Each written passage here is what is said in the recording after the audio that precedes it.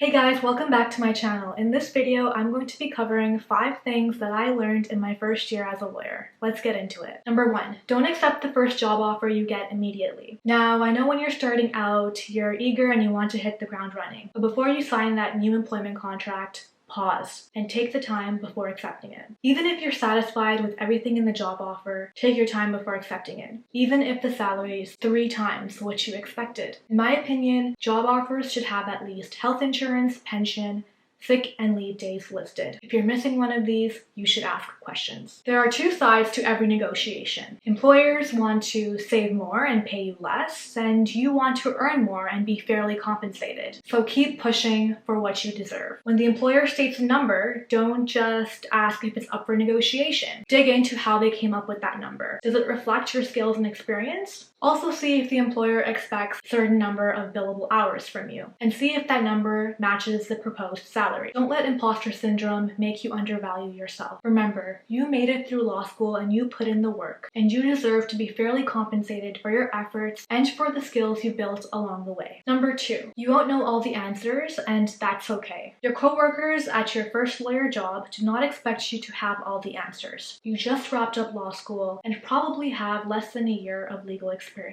Recognize that and be patient with yourself. If you're confused about something, you have every right to ask for clarity. Maybe it's your first time drafting a motion or attending a hearing. Wrong questions don't exist, especially if you've never done this before. Think about it this way. If you don't ask your question, you may make some easily avoidable mistakes. It's okay to admit you don't know something.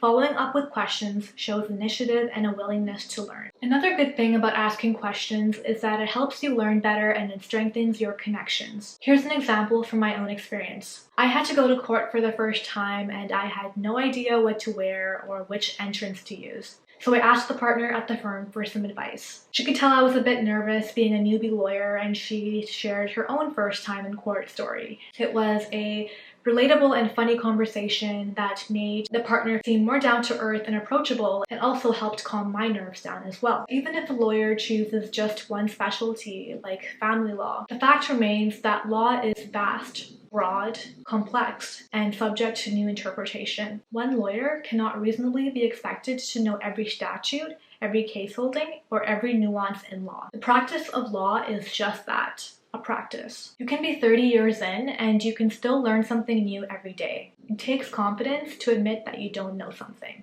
And it's admirable. So the next time you don't know the answer, embrace it and turn it into a chance to learn. Number 3, develop time recording habits. You know the saying, time is money, especially when it comes to how many billable hours a lawyer can rack up in 1 year. What are billable hours? Billable hours are the lawyer's hours that a client pays for when a lawyer works on tasks directly related to the client's case. Lawyers often bill clients in 6-minute intervals, making it easy to figure out the cost of any task using a simple equation. Rate multiplied by the time equals the cost. Keep in mind that the rate will vary depending on who is working on the file. For example, the rate of a partner would be higher than the rate of an associate versus the rate of a paralegal. Here's an example of how I would bill as a lawyer. Take a phone call with a client that lasts between 1 and 6 minutes.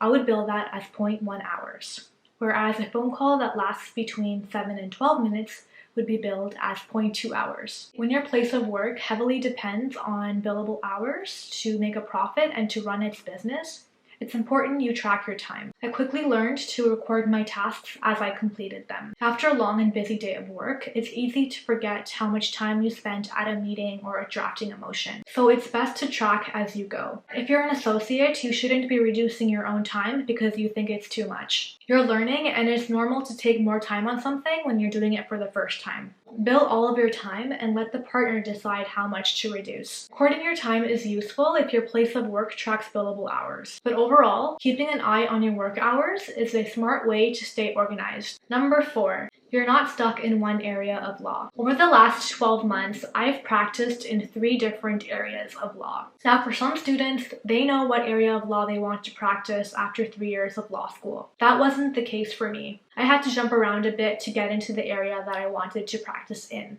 Early on, I was worried that I wouldn't get into my preferred practice area because I articled in another practice area. But you're not stuck in any one practice area. It's easier to switch into different practice areas in your early years because you're still learning and trying to figure out what works for you. You also haven't developed a sense of expertise in any specific area of law, but keep in mind that whatever practice area you're in, you're learning valuable transferable skills. Skills like legal research, time management, and problem solving. I learned to focus on these transferable skills in my interviews. Employers noticed my enthusiasm and were willing to train me. So yeah, shifting from one practice area to another can take more effort, but it can be done. If you started out in one area of law and you want to try something else, go for it. There's so much to explore and learn before you commit to any one area of law. Number 5, take pride in your work. At the beginning of your law career, imposter syndrome can really get to you, but taking a moment to acknowledge and be proud of your work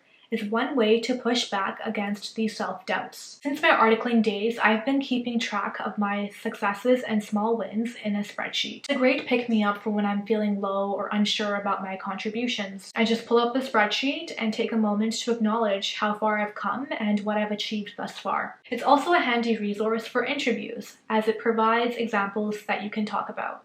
Some additional benefits of taking pride in your work include boosted mood. When you're happy with your work, it can lead to more positive thoughts and emotions, making you feel better both on and off the job. Enhanced productivity. Feeling good about your job can supercharge your productivity. You're more likely to get more done and to do it better, whether it's tasks, your relationship with your coworkers, or your overall performance. Elevated self-esteem. Taking pride in your work can also boost your self-esteem. This confidence can translate to providing more value to those around you.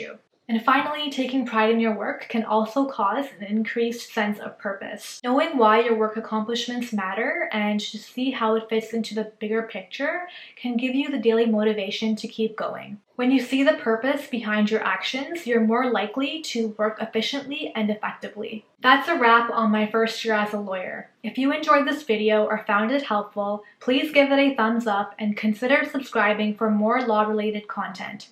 Thank you for joining me and see you in the next one.